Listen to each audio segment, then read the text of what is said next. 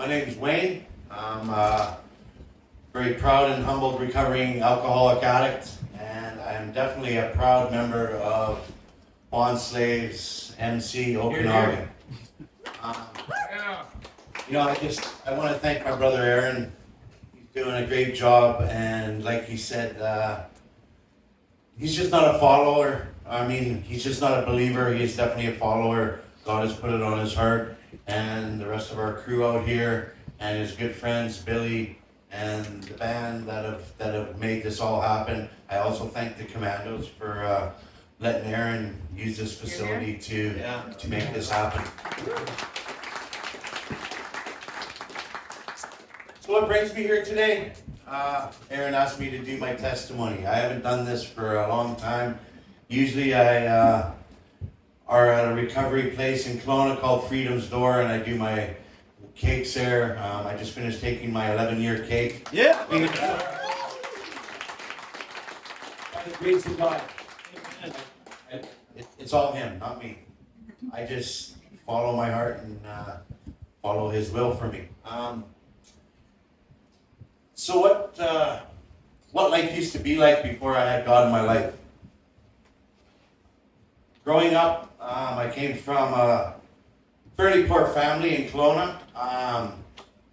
Born and raised, kind of isolated in my early elementary years growing up until we got into high school.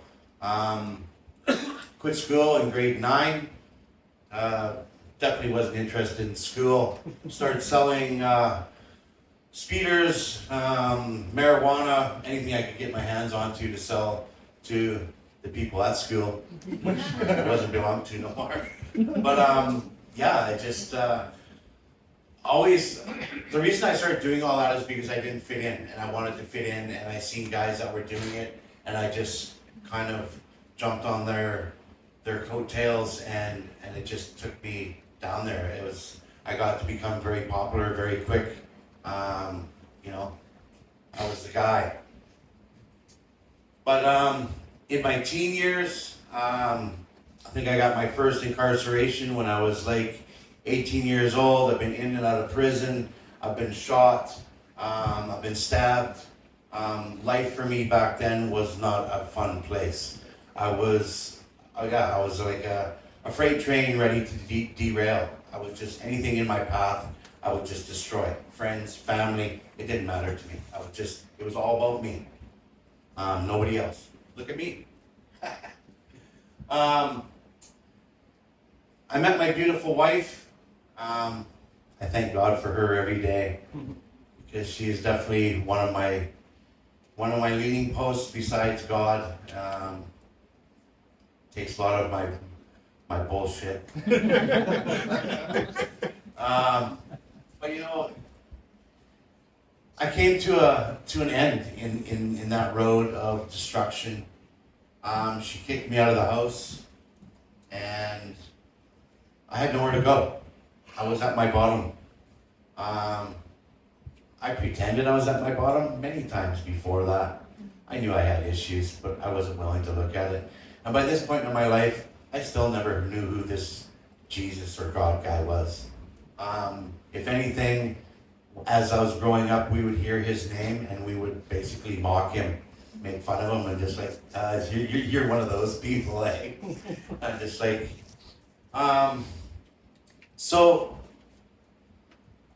throughout this whole this story that I'm telling you is, I now know that God had orchestrated pieces of all that in my life before I even knew who he was.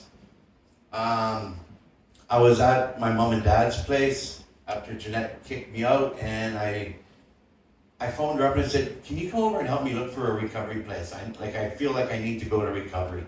And I had a dream, and this place, it had a door in it. I see this door. And so she comes over and we're looking, and I think it's in Vancouver somewhere. That's where I'm thinking it is. So she's looking and she's like, there's a place like right here in Kelowna called Freedom's Door. And I'm just like, really? There's like a place like that here? So I went there, and it just so happened to be, it was Christian-based recovery program for men. Great place.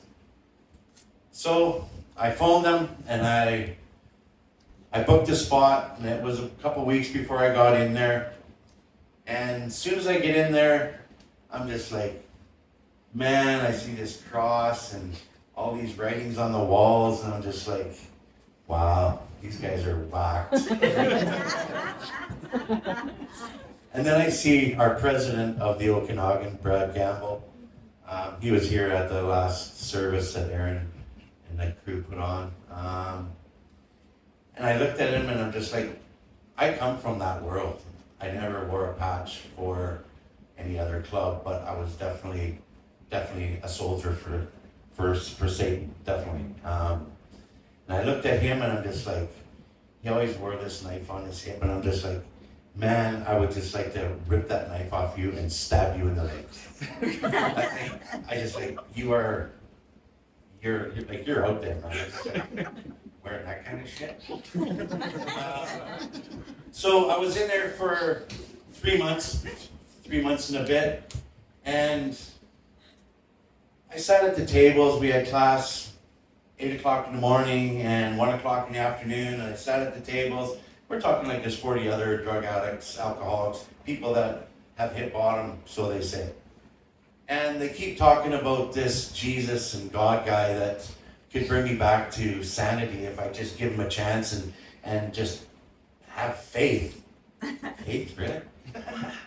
Of what he could do for me in my life. So, to make a long story short, I used to have nightmares. I used to do collections, and I used to get pretty messy. That's where I got shot and stabbed. And I used to just have nightmares of people running, blood flying, people screaming. It was nasty. I couldn't sleep. So I sat in my room, house 1, room 9, and I sat by my bed, which was very uncomfortable for me to do. And I was kind of mocking it too. I called him Cookie back then. So I said, Cookie, if you are who they say you are, take my nightmares away. And maybe I'll think about you a little bit. I went to sleep, and I've never dreamt those dreams ever again. Let's go.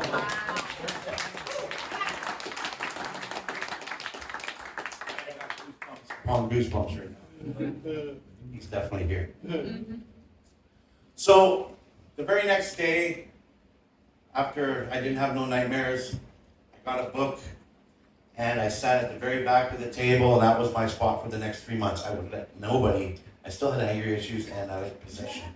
So I liked that chair. So that's where I sat. Nobody else sat there. So that's where I sat, and I started taking notes.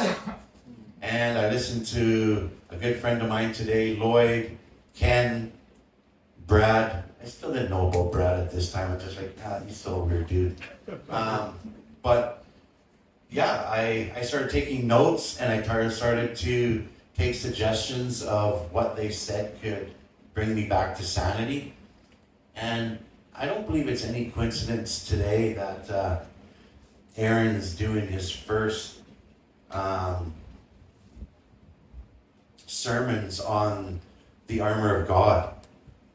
Because today, that's exactly what keeps me straight, is putting on that armor of God.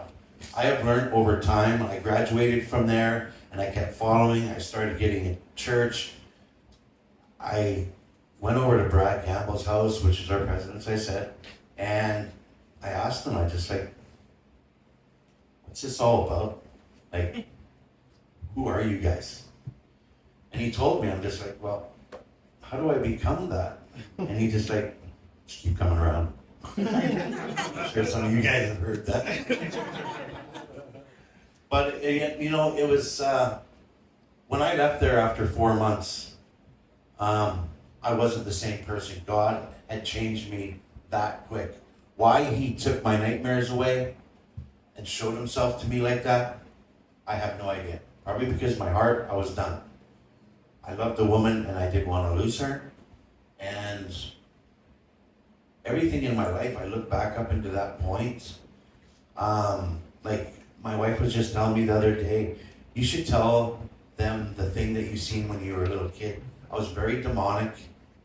Everything, my father, I had pellet guns, knives, leg hold traps, anything. We lived on this little bit of property. Anything that came onto that property, I'd kill it. And I remember one day there was all these apple bins. We lived on the Packino's property where they process apples. And I shot this groundhog and I was about to gut it. And I seen this vision through the bins, like you could see through when they stacked them. And it was a picture of God. I know exactly what it was now. And he was looking at me. He was wearing in a white cloak, and he looks just like the tattoo I got on my chest. And he was just looking at me going, no. And it's all that, it's just wild how all that stuff comes flooding back, and how he's always been with me. He's never left me. It was always me that has turned the other cheek, even if I didn't even know who they were.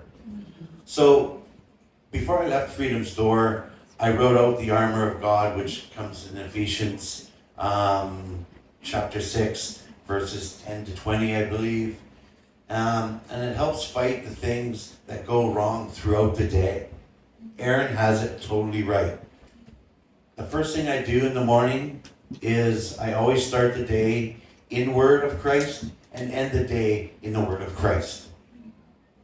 And throughout the day if I need it. But I always put on the armor of God to help me through the day, because those fiery arrows of the devil fly at us at any given moment when we are not in his will. When we're in our will, that's where those cracks happen. And believe me, like Aaron said, he will come in. Christians just implement Jesus' teaching into their lives so that it's not so hard. It gives us tools, and it teaches us how to live life. You know, you don't have to be one of those guys that's like, oh, those guys are weird. Well, we're not weird. We've made a choice to turn our will and our life over to the care of God as we understand him. I ain't any different than any other person out there. I've just made some good choices to put me where here I am today. And it's an honor to be able to speak in all, like be able to come here and speak to you guys and give you a little brief dip of what my life used to be like. Compared to now, I've been clean and sober, like I said, 11 years. And if you would have known me back then, I wasn't a guy to be around, because I literally hated everybody. I was just ready to destroy everything that came near me. And I'm not that way today. I love everybody. I don't tell everybody that. Can't take it back, Wayne. But I do love all of you, because you're all here today and supporting what Aaron's got going here. And yeah, just God bless you all. Keep it strong. Keep it on two wheels.